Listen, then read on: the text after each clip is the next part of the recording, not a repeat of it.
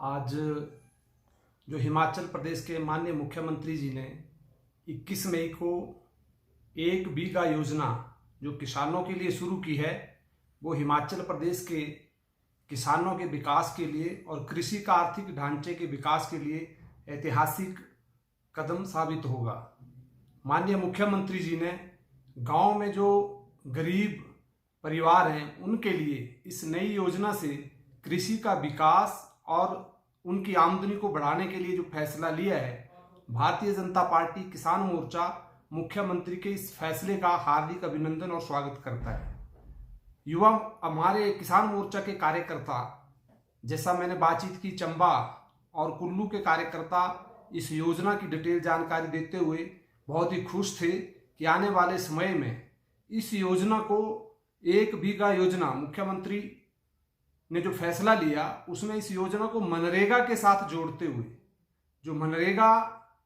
के कारण जो आर्थिक ढांचे का विकास ग्रामीण क्षेत्रों में होना है, और इन दोनों योजनाओं को जोड़कर कृषि का विकास और कृषि का आर्थिक ढांचे के विकास की जो दिशा तय होगी, तो मुझे लगता है जो देश के प्रधानमंत्री माननीय नरेंद्र मोदी जी ने जो किसानों के लिए किसान सम्मान निधि शुरू की है,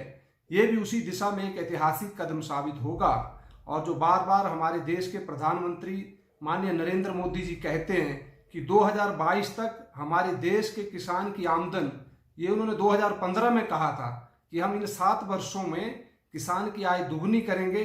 तो मुझे लगता है कि हिमाचल प्रदेश के माननीय मुख्यमंत्री श्री जयराम ठाकुर जी ने जो निर्णय लिया है, ये 1 बीघा योजना किसानों के लिए देने का, उससे उस दिशा में ये कदम जो माननीय मोदी जी ने कहा कि 2022 तक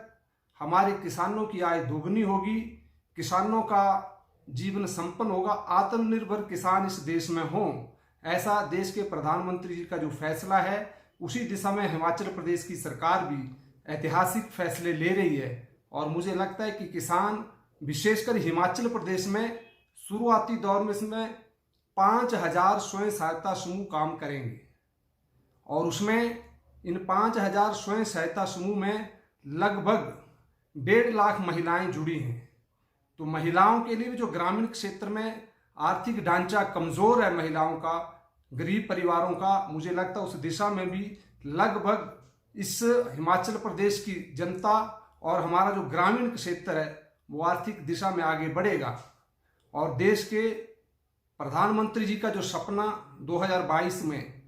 हमारा किसान आत्मनिर्भर बने, उसकी आय बढ़े, नई योजनाएं, नई स्कीम में जो बीज से लेकर उन्नत बीज देंगे, अच्छी खादें देंगे,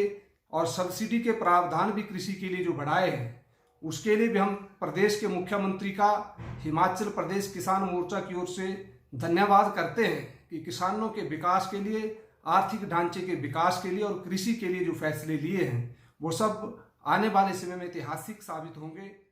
धन्यवाद।